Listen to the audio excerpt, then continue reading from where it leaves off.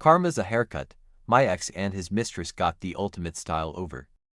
The sheer audacity still makes my blood boil. What started as a simple snip turned into a tangled mess of betrayal, lies, and a revenge plot so perfectly executed. It left my ex speechless. Buckle up, because you're about to hear how I, a humble hairdresser, served up a dish of karma colder than ice. Back then, I was just a girl with a pair of scissors and a dream, working in a no-name salon on the edge of town. My life was as ordinary as they come, filled with small talk, hair dye, and the monotonous buzz of hair clippers. Then he poked his head around the door, casual as if he was just passing by. "Barber chair?" he asked, sauntering over with an infuriatingly easy confidence. In that moment, little did I know my life would be turned upside down. "I'm Tom," he said. "Lydia," one replied, trying to sound indifferent. "So, what are we doing today? Are you looking to shake things up?" I asked. "Don't think I'm ready to shake up anything just yet," he replied, smiling. As I started cutting, we fell into an unexpectedly easy conversation. Turns out, we both had a thing for old rock bands. Who would have thought? He had this way of talking that made me feel like he genuinely cared about what I thought. It was refreshing and made me laugh more than I had in a long time. "You know, you're the first hairdresser I've met who knows more about Zombie Island Massacre than I do," he said. I scoffed, playfully nudging his shoulder. "Please. That movie is a classic. Besides, it's not often I get a client who appreciates fine cinema." That sound filled the small space between us, and I couldn't help but join. By the time I was done with his hair, it felt like we'd known each other for years instead of minutes. After brushing off the last few hairs from his neck, I asked, "What do you think?" He studied his reflection, and I felt a blush creep up my neck. "Thanks, Tom. That'll be $15. He met my eyes for a split second. "How about I take you out for a drink to say thanks? There's this dive bar around the corner. Nothing fancy, but it's got character." I was stepping into uncharted territory. "I don't know." I hesitated. "Come on. When was the last time you did something spontaneous?" He pressed. "That night at the bar." Tom and I talked about everything under the sun, from our wildest dreams to our favorite pizza toppings. Our casual dates quickly turned into something more. Nights out at the dive bar became cozy evenings in cooking dinner together or binging on those crappy horror movies we both loved. Nonsense conversations that only made us closer. "Lydia," Tom declared one evening, his usual playful tone replaced by something deeper, more serious. "I think this is it for me." His sincerity took my breath away. "Tom." Me too. I've never been this happy." Not long after, we decided to tie the knot. A couple of years down the line, our son, Alex, came into the world, making our small family feel complete. Watching Tom become a father was like falling in love with him all over again. Raising Alex was a wild ride, filled with laughter, late-night feeds, and learning on the fly. Tom and I were figuring it out as we went, leaning on each other through the sleepless nights and the baby milestones. Our little apartment was always a mess, with toys everywhere, but it was a perfect little chaos. "Lydia, have you seen my socks?" Tom would holler from the bedroom over the sound of Alex's giggles as I chased him around the living room. In those moments, life was good. Simple, but good. As Alex grew, so did our family dynamic. He was bursting with imagination and an even wilder energy level. Keeping up with him was a full-time job, and Tom and I tag-teamed it like pros. Then came the day Sarah walked into my salon. She was a breath of fresh air with her easy smile and her way of making you feel like you'd been friends for years. As she sat in my chair, I found myself genuinely caring about this girl, her story touching something deep within me. "Men are trash," she declared with a fire in her eyes as she recounted her tale of woe. I couldn't help but interject. Not all of them. Surely. I got lucky with mine. But it took a few frogs to find my prince. She smiled at that. A real smile that reached her eyes. You give me hope, Lydia. It was during one of these sessions that Alex decided to drop by, claiming he needed to borrow money for God knows what. The moment he and Sarah met, it was like watching a live wire spark. Undeniable. Alex, trying to sound nonchalant but failing miserably, asked, Mom, is that a new client in your chair? Or what else could she be? I replied, in my chair. Where else? I could sense something was brewing between those two. Sure enough, they started dating. And it wasn't long before they were inseparable, witnessing a whole new chapter beginning. Not just for them, but for our family too. Their whirlwind romance led them down the aisle in no time. And Tom and I found ourselves welcoming Sarah into the family with open arms. Dad, I'm going to marry her, Alex announced one day with a surprisingly serious look on his face. Tom clapped him on the back, a broad smile spreading across his face. You've got my blessing, son. Just make sure you're ready for the wild ride that is marriage. And what a ride it was. Their wedding was a simple affair, much like ours had been. But it was perfect. Dancing at the reception, I had an overwhelming sense of joy that filled the room. Welcome to the family, Sarah, I said, pulling her into a hug. You're stuck with us now, for better or worse. Hugging me back, she replied, wouldn't have it any other way. Lydia. Our family gatherings became the highlight of our week, filled with good food, great company, and the inevitable stories of Alex trying to impress Sarah with his not-so-impressive cooking skills. Mom, tell Sarah about the time I made that 3-course meal, he'd say, exchanging a knowing look with Sarah, and then dive into the tale, embellishing here and there for comedic effect. Well, the fire department only had to come once, so I'd say it was a success. Everyone would burst into laughter. The sound a melody that filled our home with warmth and happiness. Life has a way of throwing curveballs. Tom, my rock, the guy who'd been by my side through thick and thin, started acting off. Suddenly, there were business trips that seemed to pop up out of nowhere. I tried to ask questions around the dinner table, but he brushed me off. Yeah, babe, big project. You know how it is. His voice came through the phone. I thought I knew. But then the late nights started stacking up, becoming more the rule than the exception. And the gym. Tom hadn't stepped foot in one since I'd known him. And suddenly he's all about fitness, talking about getting in shape like it was his new religion. One evening, as he laced up his sneakers, I couldn't hold back my curiosity. Since when do you care about hitting the gym? I asked. His answer was colder than I was used to. Can a guy want to look good for his wife? His words should have soothed me, but they felt hollow. Then there was Sarah. She was in on these family dinners, laughing and joking. Did I notice she started spending more time on her phone, smiling for no apparent reason? Who's keeping you smiling like that? I asked her one afternoon. Just a friend from work. You know how it is, she replied. Yeah, I know how it is, I answered with a sinking feeling in my stomach. Things came to a head when a friend of mine, Jenna, pulled me aside one day. We were at the market, and out of nowhere she said, Lydia, I saw Tom at the hotel downtown, and he wasn't alone. My heart stopped. What are you talking about? Jenna, Tom's been on a business trip. She hesitated. He was with his arm around a woman. That alone was a gut punch.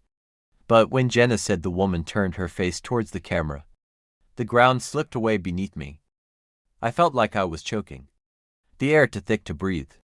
This has to be a mistake, I whispered, more to myself than to Jenna. I wouldn't tell you if I wasn't sure, Lydia, Jenna replied. I managed to ask her to send me the video before we parted ways. When I got home, Tom was his usual self, asking about my day with that same distracted air. I looked at him. At the man he used to be. Everything's fine, I lied smoothly, the words tasting like ash in my mouth. Just the usual day. I needed time. Time to process. Time to connect the dots. To figure out what the hell I was going to do. I watched the video again. And there it was. The truth I couldn't deny any longer. All of Tom's late nights. His newfound love for the gym. It all made a sickening kind of sense. I sat there, phone in hand, feeling a rage and sorrow I didn't know were possible. Tom, the man I'd spent my life with, and Sarah, Alex's wife, had betrayed me in the most unimaginable way.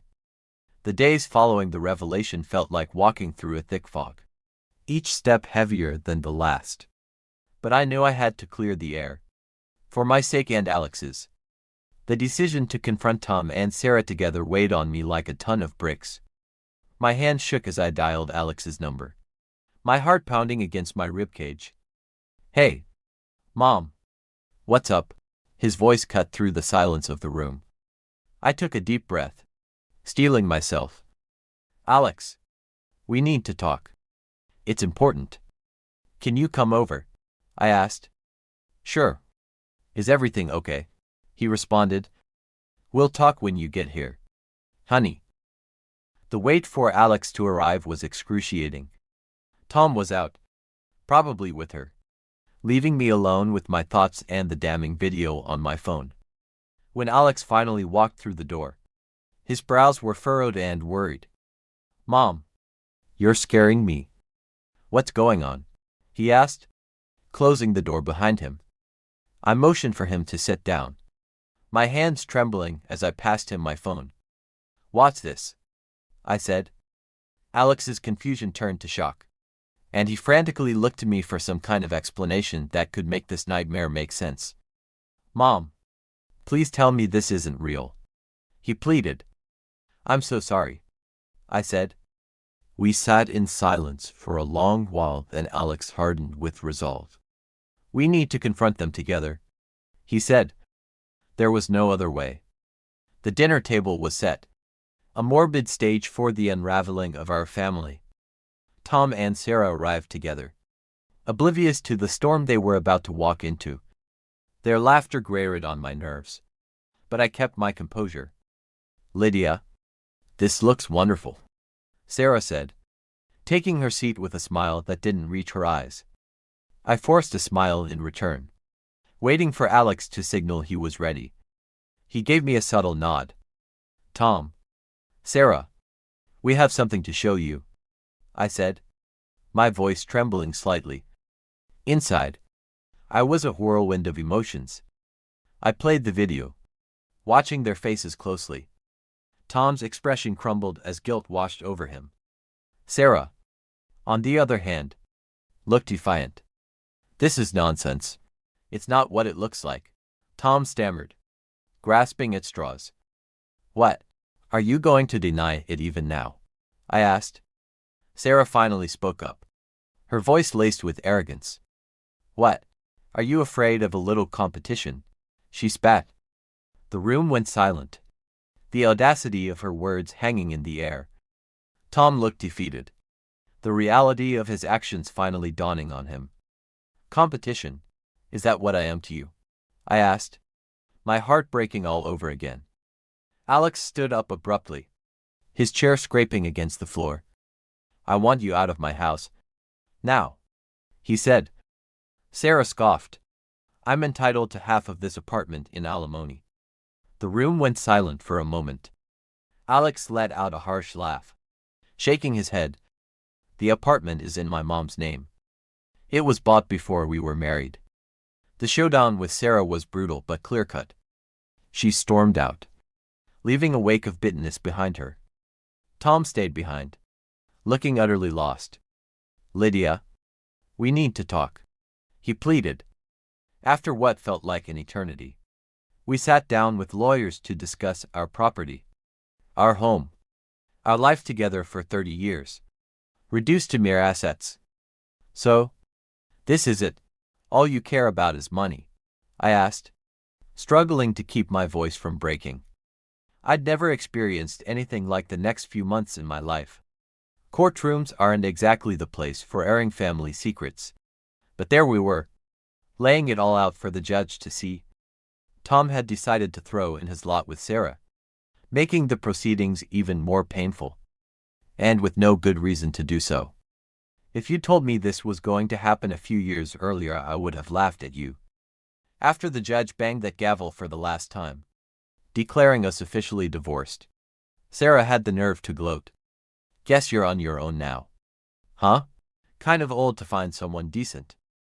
I just smiled at her, shaking my head.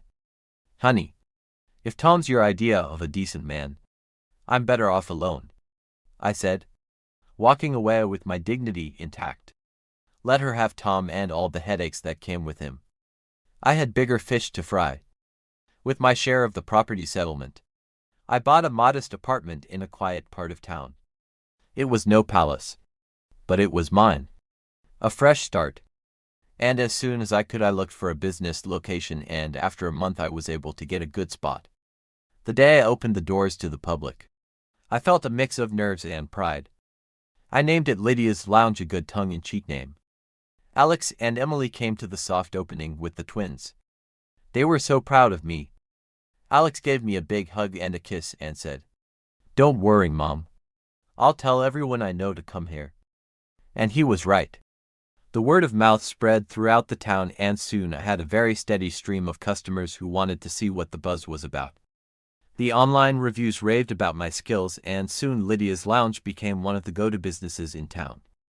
I had my revenge to look forward to. Alex's life took a turn for the better too. He met Emily, a woman as far from Sarah as the moon is from the sun.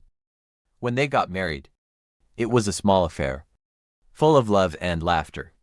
The complete opposite of his first wedding. And then came the twins, filling my life with a joy I didn't know was missing. Babysitting duty. "Mom, are you up for it?" Alex would ask, dropping the twins off so he and Emily could have some much-needed couple time. "Bring it on. These munchkins are no match for Grandma," I'd reply, mentally gearing up for a day filled with games, giggles, and the occasional diaper disaster. Sarah's words from the courthouse echoed in my mind, old and alone. Ha! I was surrounded by love. I didn't just survive. I flourished. And as for Tom and Sarah, well, let's just say I wished them all the happiness they deserved with each other. I wasn't worried about them anymore. They were out of sight and out of mind. Then, out of nowhere, Karma called me for a return call. It hit me like a freight train out of nowhere. Tom of all people actually had the nerve to call me and say he wanted something from me. And it was the last thing I thought he would go after. "Lydia, you know that salon of yours? I'm thinking with as well as it's doing and all, it's only fair I get a piece of that." He had the audacity to claim that he was responsible in some small way for my business success. I felt my blood boil, but I managed to keep my cool and not go off on him. "Oh, is that so?